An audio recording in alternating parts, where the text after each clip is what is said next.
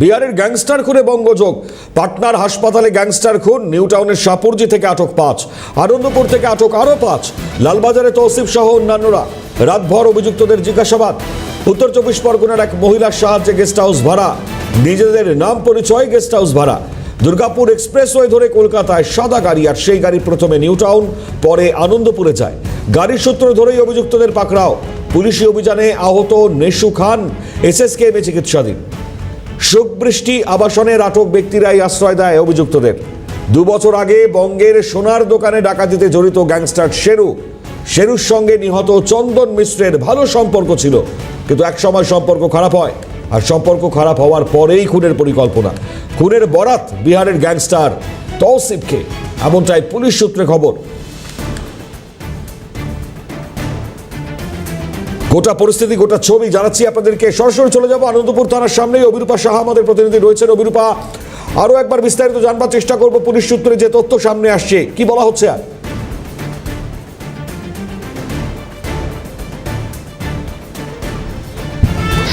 দেখো, কিছুক্ষণ আগেই বিহার পুলিশের বিশেষ তদন্তকারী দল তারা এই মুহূর্তে আনন্দপুর থানায় এসে পৌঁছেছেন।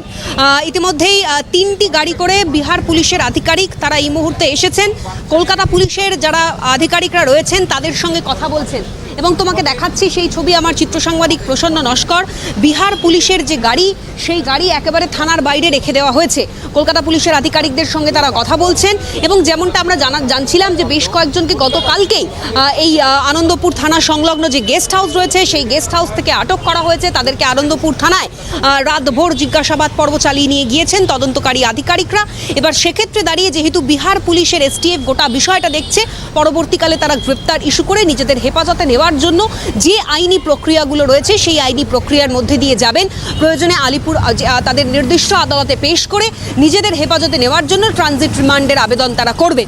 এবার গতকাল থেকে যে বিষয়টা সামনে এলো তা হলো, প্রথমে নিউ টাউনের যে সুখবৃষ্টি আবাসন রয়েছে সেই আবাসন থেকে বেশ কয়েকজন সন্দেহভাজনকে আটক, এবং তারপরেই একেবারে সন্ধ্যের পর দেখতে পাওয়া গেল আনন্দপুর থানার 200 থেকে 250 মিটার দূরত্বের যে গেস্ট হাউস রয়েছে সেই গেস্ট হাউস একেবারে ঘিরে ফেললো কলকাতা পুলিশের সশস্ত্র বাহিনী, এবং তাদের সঙ্গে ছিলেন বিহার পুলিশের এসটিএফের আধিকারিকরা। এবং একেবারে যে গেস্ট হাউস রয়েছে সেই গেস্ট হাউস থেকে 5 জনকে প্রথমে আটক করা হয়। যেটা পুলিশ সূত্রে খবর, এই তৌসিফ বাদশাহ তাদের মধ্যে উল্লেখযোগ্য। অর্থাৎ যে সিসিটিভি ফুটেজ ভাইরাল হয়েছে সেখানে দেখতে পাওয়া যায় যে পাটনার ওই হাসপাতালে যে বা যারা ওই গুলিকাণ্ডের সঙ্গে যুক্ত, যারা ওই আইসিইউ কেবিনে ঢুকছেন গুলি করার জন্য, সেখানে একদম প্রথমেই রয়েছেন এই তৌসিফ বাদশাহ, অর্থাৎ যাকে একেবারে প্রধান অভিযুক্ত হিসেবে তদন্তকারী আধিকারিকরা মনে করছেন। এই তৌসিফ সহ তার বাদবাকি অন্যান্য সাগরেদরাও তার সঙ্গে একেবারে গা ঢাকা দিয়েছে কলকাতায়, এমনটাই প্রাথমিকভাবে পুলিশ আধিকারিকরা খবর পান, এবং পরবর্তীকালে তারা অভিযানে নামেন।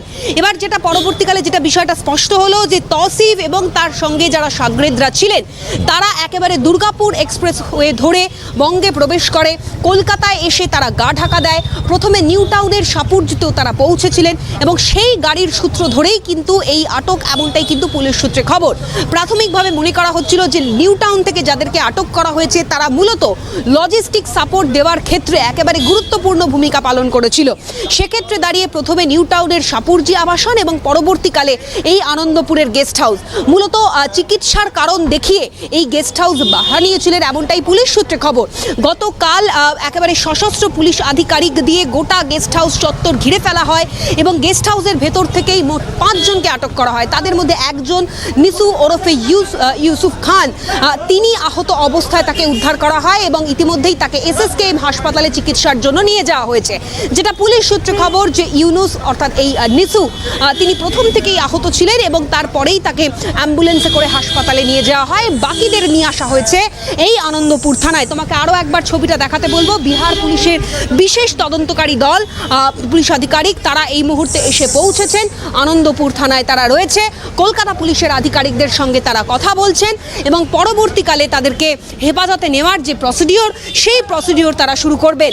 অর্থাৎ পাটনার হাসপাতালে কয়েদি খুন, এবং একেবারে কলকাতায় এসে গা ঢাকা দিয়েছে আততায়ীরা, বঙ্গযোগ তাদের।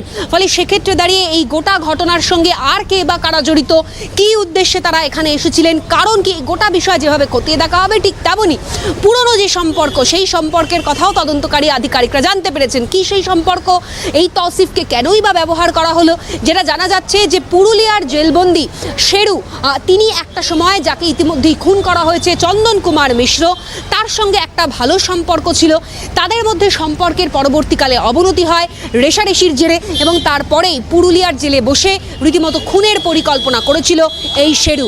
এবং শেরু গ্যাংয়ের সদস্যদের মধ্যে অন্যতম ছিল এই তৌসিফ। তৌসিফেরও নিজের গ্যাং রয়েছে, ফলে তৌসিফকে একেবারে গুরুত্বপূর্ণ দায়িত্ব দেওয়া হয়েছিল, একেবারে গুরু দায়িত্ব দেওয়া হয়েছিল এই অপারেশনের ক্ষেত্রে। ফলে সেক্ষেত্রে দাঁড়িয়ে তৌসিফ এবং তার শাগরেদ যারা ছিলেন তারা এই কয়েক মিনিটের ব্যবধানে এই গোটা অপারেশন করে পাটনার পারস হাসপাতালে, আমরা যে সিসিটিভি ফুটেজ ইতিমধ্যেই দেখতে পেয়েছি।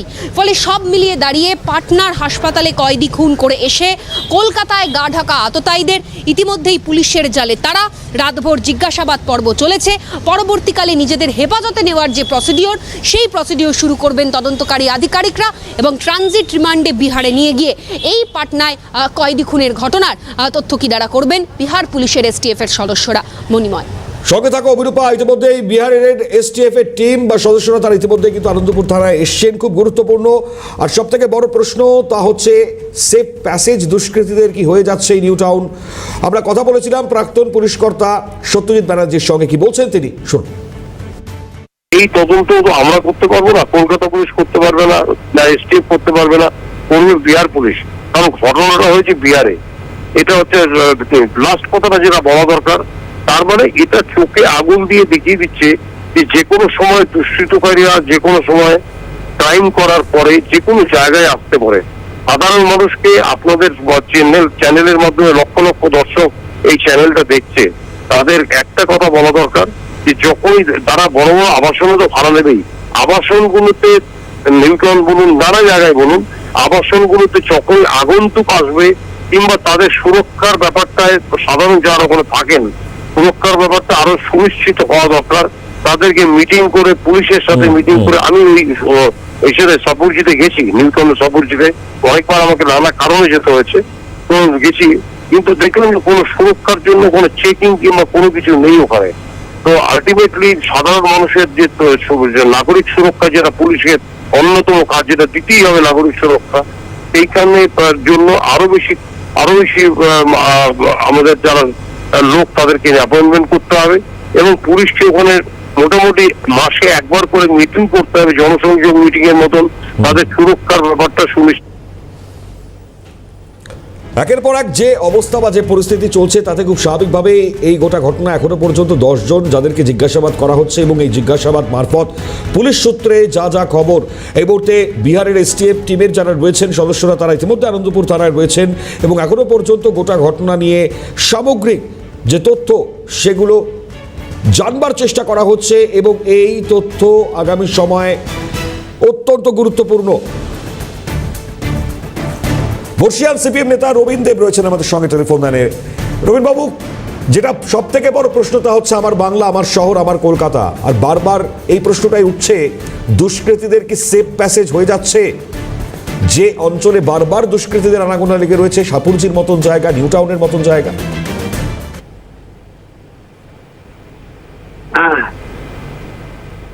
হ্যাঁ রবীন বাবু, শুনতে পাচ্ছেন?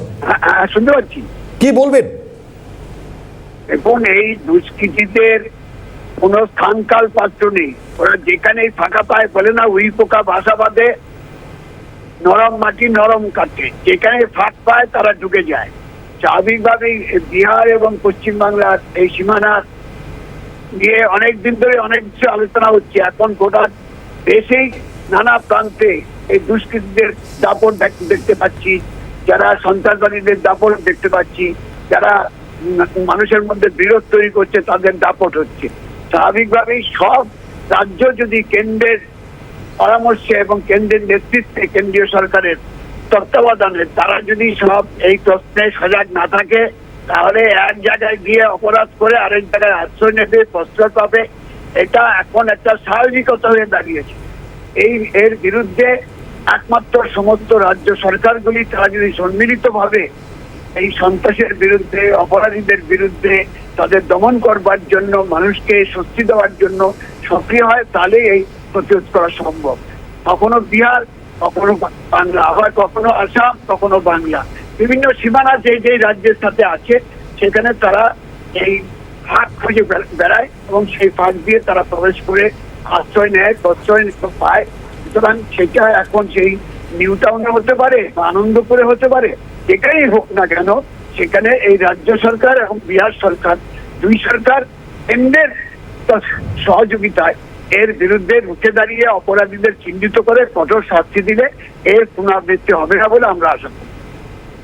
অসংখ্য ধন্যবাদ রবীন্দ্রবাবু আপনাকে। সিপিএম নেতা রবীন্দ্র দেব ছিলেন টেলিফোন লাইনে। অবিরূপা সাহা জানাচ্ছিলেন এই মুহূর্তে দাঁড়িয়ে বিহারের গ্যাংস্টার খুনে বঙ্গযোগ আর আনন্দপুর থানায় বিহারের এসটিএফ টিমের সদস্যরা তারা প্রত্যেকে রয়েছেন। অবিরূপা ধন্যবাদ আপাতত তোমাকে। আর ইতিমধ্যেই গোটা ঘটনা নিয়ে তৃণমূল এবং বিজেপিকে কি বলছেন প্রতিক্রিয়া শুনুন। কোনো আইন শৃঙ্খলা জনিত সমস্যা হলে তারা আটকাতে তো পারেই না, উল্টে বিহারকে তো নির্দ্বিধায় তারা বিহার ছেড়ে পালিয়ে আসতে পারল। এই অপদার্থতার দায়টা কার? পশ্চিমবঙ্গ সরকারের। বরং উল্টে কলকাতা পুলিশকে স্যালুট জানাই যে কলকাতা পুলিশ অ্যাকশন নিয়ে কলকাতা পুলিশের এসটিএফ প্রতিটি যারা দুষ্কৃতকারী লুকিয়েছিল বিভিন্ন জায়গায় তাদেরকে খুঁজে খুঁজে অ্যারেস্ট করেছে। এবার যদি অ্যারেস্ট করাটা অপরাধ হয়ে থাকে তাহলে কলকাতা পুলিশ অপরাধ করেছে।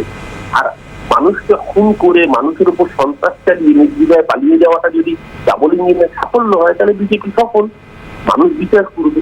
এই যে সস্তার রাজনীতি করে জলটাকে গুলিয়ে দেওয়া, তোমার রাজ্যে অপরাধ আটকাতে পারো না আর এই রাজ্যের প্রশাসন তোমার রাজ্যে হয়ে আসা অপরাধের কিনারা করে।